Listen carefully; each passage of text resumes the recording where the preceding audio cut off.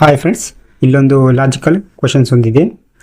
So 5, 8, 39 ಆಗಿದೆ. So ಅದೇ ಥರ 7, 9, 32 ಆಗಿದೆ. ಅದೇ ಥರ 6, 4, 20 ಆಗಿದೆ. ಸೊ ಅದೇ ಥರ 3, 6 ಏನಾಗುತ್ತೆ ಅಂತ ಇಲ್ಲಿ ಕ್ವಶನ್ ಮಾರ್ಕ್ ಕೊಟ್ಟಿದ್ದಾರೆ. ಸೊ ನಾವೀಗ 5, 8, 39 ಹೇಗಾಗಿತ್ತಂತ ನೋಡೋಣ. ಇಲ್ಲಿ ನೋಡಿ ಫ್ರೆಂಡ್ಸ್, 5 ಅಂದರೆ 5 ಸ್ಕ್ವೇರ್ ಮಾಡ್ಕೋಬೇಕು ನಾವು. ಸೊ ಹಾಗೆ 8 ಎಂದರೆ 8 ಸ್ಕ್ವೇರ್ ಮಾಡ್ಕೋಬೇಕು. ಸೊ ಇಲ್ಲಿ 5 ಸ್ಕ್ವೇರ್ ಮಾಡ್ಕೊಂಡಾಗ 5 ಸ್ಕ್ವೇರ್ 2 ಮಾಡಿದಾಗ 25 ಆಗುತ್ತೆ. ಇಲ್ಲಿ 8 ಸ್ಕ್ವೇರ್ 2 ಮಾಡಿದಾಗ 64 ಆಗುತ್ತೆ. ಸೊ ಈ 64ರಲ್ಲಿ 25 ಹೋದರೆ 39. ಈ ರೀತಿ ಇದು ಆನ್ಸರ್ ಬರುತ್ತದೆ.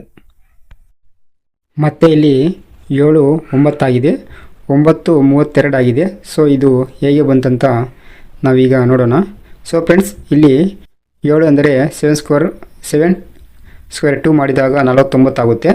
ಸೊ ಅದೇ ಥರ 9 ಸ್ಕ್ವೇರ್ 2 ಮಾಡಿದಾಗ 81 ಆಗುತ್ತೆ. ಸೊ 81ರಲ್ಲಿ 49 ಹೋದರೆ ಇನ್ನು 32 ಆನ್ಸರ್ ಬರುತ್ತದೆ. ಸೊ ಈ ರೀತಿ ಇದು ಆನ್ಸರ್ ಬಂದಿದೆ. ಸೊ ಇಲ್ಲಿ 4, 6 ಆಗಿದೆ. 6, 20 ಆಗಿದೆ.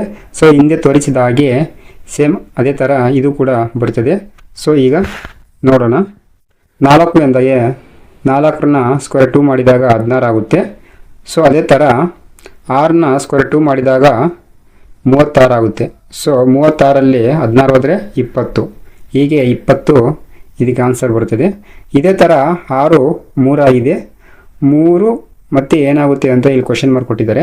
ಸೊ ಇದಕ್ಕೆ ಸರಿಯಾದ ಉತ್ತರವನ್ನು ನೀವು ನಮಗೆ ಕಾಮೆಂಟ್ ಮೂಲಕ ತಿಳಿಸಿ. ಸೊ ಫ್ರೆಂಡ್ಸ್, ಇಂತಹ ಕ್ವಶನ್ಗಳು ಎಲ್ಲ ಒಂದು ಸ್ಪರ್ಧಾತ್ಮಕ ಪರೀಕ್ಷೆಗಳಲ್ಲಿ ಕೇಳಲಾಗುತ್ತದೆ. ಆದ್ದರಿಂದ ಇದಕ್ಕೆ ಸರಿಯಾದ ಉತ್ತರವನ್ನು ನೀವು ನಮಗೆ ಕಾಮೆಂಟ್ ಮೂಲಕ ತಿಳಿಸಿ.